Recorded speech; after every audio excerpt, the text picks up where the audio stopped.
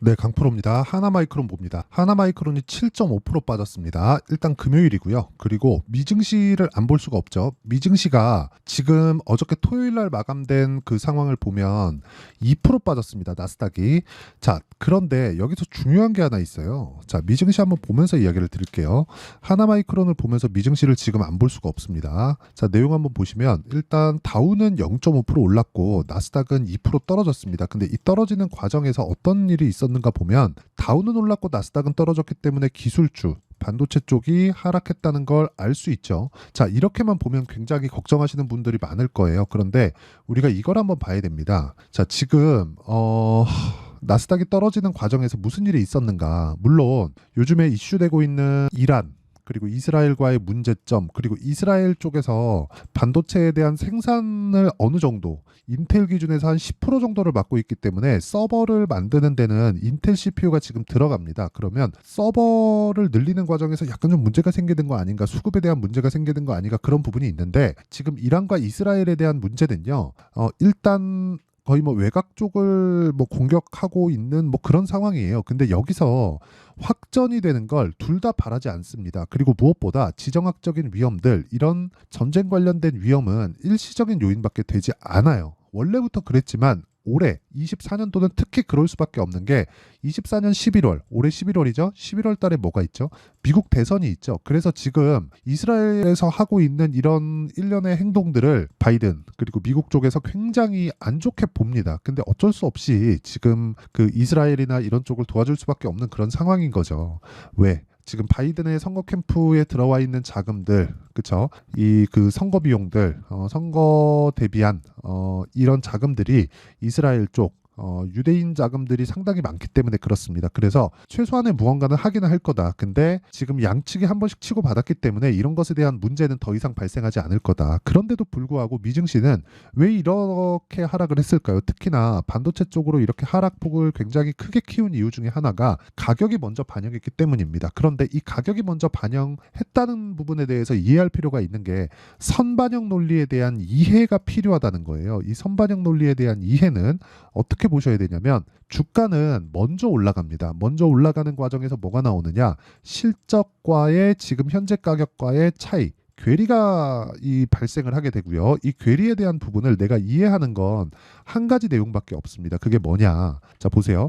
주가는 매일매일 변동을 하는데 실적은 분기에 한 번 나옵니다. 근데 지금 실적에 대한 약간 좀 경고성 메시지가 나오고는 있어요. 이런 내용이에요. TSMC 1분기 깜짝 실적, 2분기 이후는 장담 못한다. 2분기까지는 괜찮다고 TSMC에서 실제 발표를 했습니다. 스마트폰이나 그런 부분에 대한 수요 둔화에도 불구하고 TSMC AI 수요 폭증에 대해서 시장 예상치를 훌쩍 넘는 실적을 계속해서 발표하고 있고 2분기까지는 매출 30%가 증가한다는 그런 내용을 실제 발표를 했습니다. 그런데 여기서 우리가 다르게 봐야 되는 부분이 있습니다. 지금 AI 수요 폭증, 엔비디아발 수주가 엄청나게 폭증하고 있다는 그런 내용입니다. 자, 그럼 여기서 우리가 봐야 되는 게 뭡니까? 자, 엔비디아의 적이 어디예요? 적이 고객사입니다. 뭐 마이크로소프트, 구글 뭐 이런 쪽이에요. 그렇죠? 뭐 메타까지 해서. 그러니까 이런 뭐 아마존도 그렇죠. 이런 쪽에서 지금 계속 압박을 넣고 있는 게 엔비디아에서 너무 비싸게 팔다 보니까 내가 그냥 자체 제작해서 쓸 거야 이래요. 그런데 이런 쪽에서 HBM 즉 메모리 반도체는 수요가 둔화되지 않. 이게 핵심입니다. 그렇죠? 그리고 무엇보다 서버 유지 비용, 그렇죠? AI 데이터 센터에 대한 유지 비용은 실제 그 신규 서버를 구축하는 것보다 훨씬 더 많이 들어갑니다. 그리고 무엇보다도 열 관리에 대한 부분은 굉장히 중요한 요소로 지금 자리 잡고 있어요. 그래서 지금 전기 관련주까지 뭐 효성중공업, HD, 현대일렉트릭 이런 종목들까지 강세를 보였었던 이유가 그것 때문입니다. 자, 그러면 우리가 이렇게 보자고요. 엔비디아 측에서 보면 지금 경쟁 업체가 생긴다는 거나 마찬가지인데 엔비디아에서 이쪽을 통제할 수가 없습니다. 사실상 이쪽을 통제하려면 엔비디아에서 무언가 내놓는 게 있어야 돼요. 그 내놓는 걸 아직까지는 공격적으로 하고 있는 게 어떤 식으로 하고 있느냐?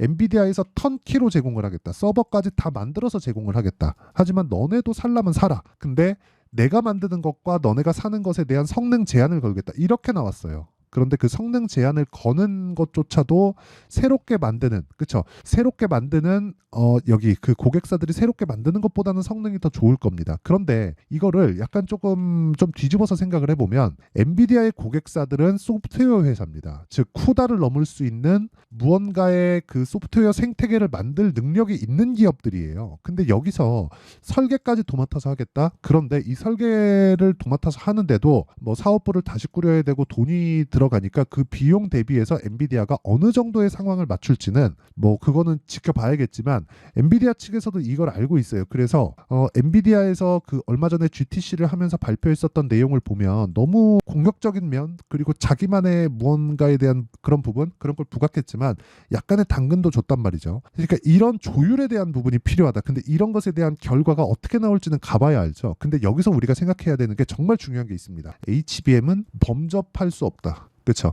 HBM 즉 메모리 반도체는 항상 생각해야 되는 게 재고를 생각해야 돼요. 근데 그 재고를 감당하면서까지도 단가를 낮추려면 그 재고를 어느 정도 떠안는다는 그런 계산이 서야 돼요. 그래서 메모리 반도체는 항상 이 문제가 돼 왔었던 게 재고 문제에 대한 재고 처리가 되면서 발생하는 그 사이클에 대한 문제인데 이런 부분을 감당하면서 메모리 산업으로 뛰어들 거냐 그건 아니라는 거죠. 그러면 지금 하이닉스에 대한 부분 제가 왜 하이닉스와 삼성전자를 비교하면서 하나마이크론을 가지고 이야기를 드리냐면 하나마이크론은 삼성전자로 지금 장비 납품을 하고 있습니다. 그리고 한미반도체는 하이닉스 쪽으로 장비 납품을 거의 한 100% 가까운 비중으로 맞춰서 하고 있죠.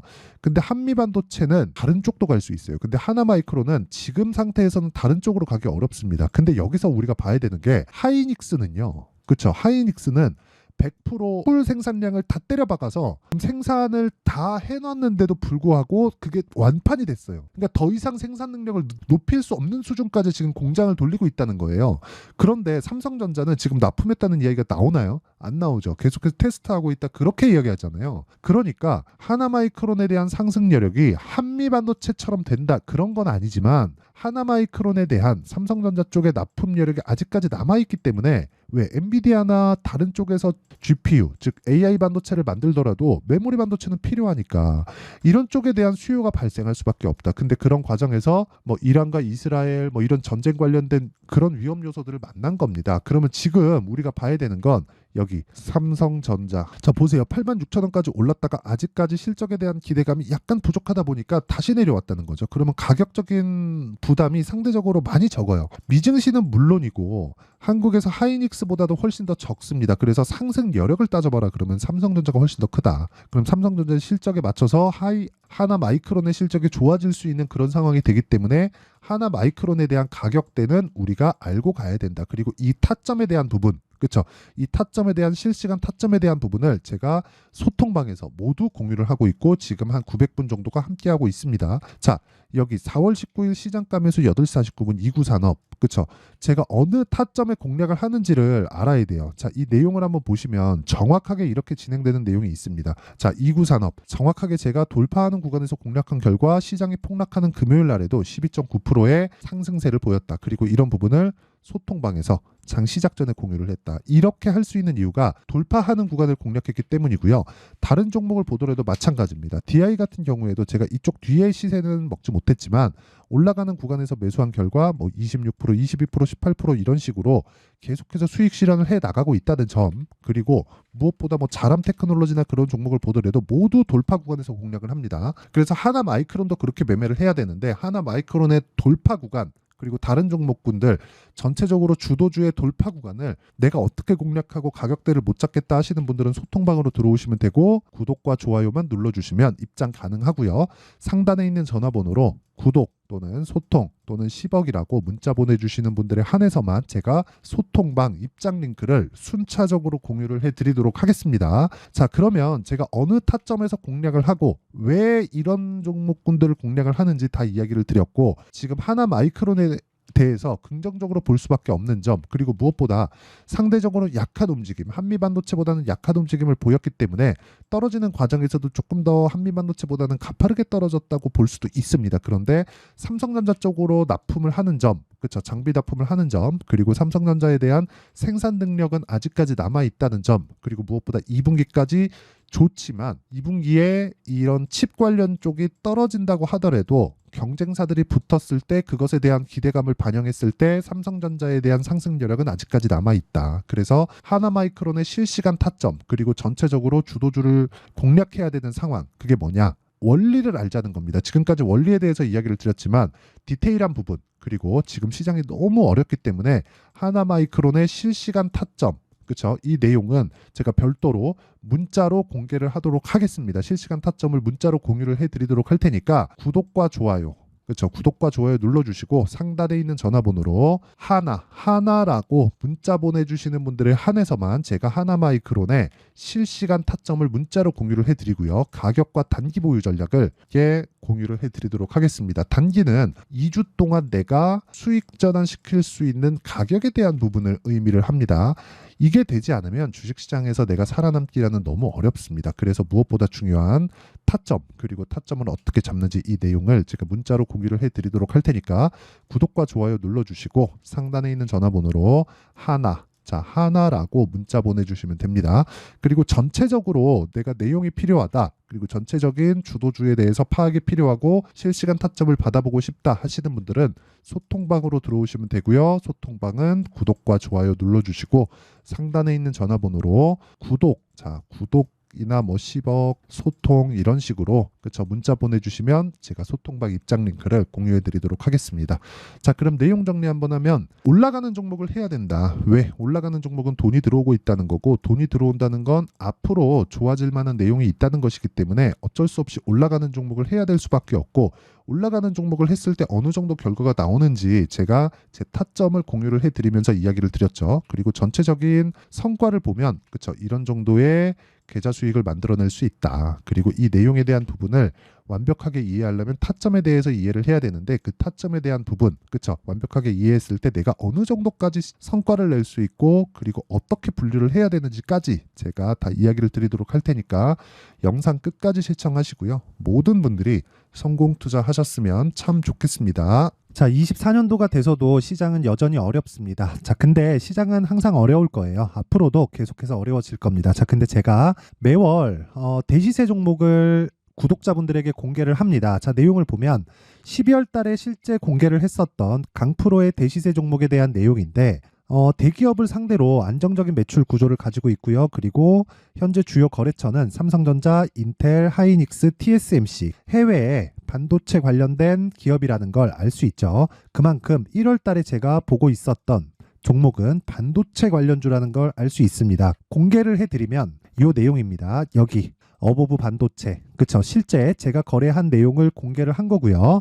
수익에 대한 크기를 보면 공략한 시점, 제가 가격대를 함께 공개를 해드렸는데 공략한 시점부터 21%의 수익 마감이 된 것을 확인해 볼 수가 있습니다. 자, 근데 지금도 마찬가지입니다. 지금은 어떤 이슈가 있을까요? 2월 달에 발표한다는 기업 밸류업 프로그램이 있죠. 근데 그걸로 인해서 지금 2월 달에 발표한다고 이야기가 나온 상황이고요. 무엇보다 우리가 생각해야 될 내용은 한 가지입니다. 어떤 이슈나 그리고 어떤 상승할 수 있는 내용으로 인해서 주가가 올라가는 것은 맞죠. 하지만 가격이 먼저 반영한다는 걸 반드시 알고 있어야 되고, 그런 내용에 대한 파악이 되었을 때, 그쵸? 여기 어보브 반도체처럼 21%, 그쵸? 대략 3에서 4일 동안 20% 이상의 수익을 먹을 수 있고요. 그리고 여기 HLB 같은 종목처럼 대략 일주일이 채 되지 않는 기간 동안 30%의 수익을 낼 수 있습니다. 자, 그러면 답은 나왔어요. 재료에 대한 부분보다 중요한 게 가격이다. 자, 근데 지금 시장에 쏠려 있는 게 뭐죠? 2월 달에 발표하는 기업 밸류업 프로그램에 대한 내용이죠. 자, 그러면 우리가 이쪽에다가 지금 집중을 해야 될까요? 그 내용을 한번 보겠습니다. 기아차의 차트를 보면요. 1월 24일 날 정부단에서 입김을 불어넣은 이후에 시세가 강하게 발생한 것처럼 보이지만 애초에 12월 달부터 신고가를 달성했다는 걸 확인할 수 있습니다. 자, 그러면 우리가 스케줄을 따져봤을 때 우리가 어디를 봐야 될까요? 4월 달 총선을 봐야 됩니다. 드디어 때가 온 거죠. 4월 달 총선이 끝나면 그 뒤엔 뭐가 있죠? 대선 전국으로 들어갑니다. 그러면 우리는 4월 달 총선부터 시작해서 대선까지 이어질 수 있는 종목을 찾는 게 정말 중요합니다. 그게 정부 정책의 방향과 그리고 스케줄에 맞춰서 가는 거예요. 정치적인 상황에 따라서 주가가 움직이는 걸 우리는 수도 없이 많이 봐왔기 때문에 스케줄에 맞춰서 가는 게 지금으로서는 답이 될 수 있습니다. 그리고 무엇보다 어느 정도의 시세를 내는지 그 첫 번째 단계인 상황을 제가 12월 달 밝혀드렸었던 대시세 종목으로 이미 공개를 해드렸기 때문에 어떻게 제가 매매를 했는지까지 다 보여드렸습니다. HLB처럼 31.9% 걸린 시간은 4일밖에 되지 않죠. 이 종목을 제가 가격과 그리고 어떤 종목인지를 애초에 12월 달부터 공개를 한 겁니다. 자, 그러면 지금도 마찬가지예요. 앞서서 제가 말씀드렸었던 23년도에 했었던 여러 가지 종목들이 있죠. 한미반도체 같은 종목들도 여기 소통방에서 모두 공개를 해서 실제로 10,000원부터 60,000원까지 상승한 내역이 있고요. 왜 공략을 했는지를 제가 다 공개를 해드렸습니다. 근데 지금도 마찬가지라는 거죠. 정부 정책의 방향에 맞춰서 또는 선거 스케줄에 맞춰서 매매를 이어가야 될 때가 됐고요. 제가 총선 관련된 큰 시세가 나올 수 있는 대시세 종목을 준비를 해놨습니다. 길게 말씀드리지 않겠습니다. 모든 종목들은 신고가를 달성하면서 대시세 준비를 하게 되고요. 신고가를 공략했을 때 내가 시장에 주도주를 잡을 수 있는데 지금은 총선에 집중하는 게 맞다. 그래서 총선 관련된 그리고 대선까지 이어질 수 있는 종목을 준비를 해놨는데 지금부터 준비를 하셔야 나중에 고가에 올라가서도 꾸준하게 매매를 이어갈 수 있습니다. 자꾸 막 손절하고 매매하는 과정에서 너무 어렵다 하시는 분들은요. 이 종목 딱 받아가서 큰 수익 내셨으면 좋겠고요. 이 종목은 상단에 있는 전화번호로 대시세라고 문자를 보내주시는 분들에 한해서만 제가 총선 그리고 대선까지 이어질 수 있는 종목을 공개해 드리도록 할 테니까 상단에 있는 전화번호로 대시세라고 문자를 보내주시고요. 그리고 구독과 좋아요 꼭 좀 부탁드리겠습니다. 시장은 정말 어렵습니다. 자, 그래서 모든 분들이 성공 투자하셨으면 좋겠고요. 기본적으로 가격에 대한 파악을 하면서 큰 수익을 내셨으면 좋겠습니다.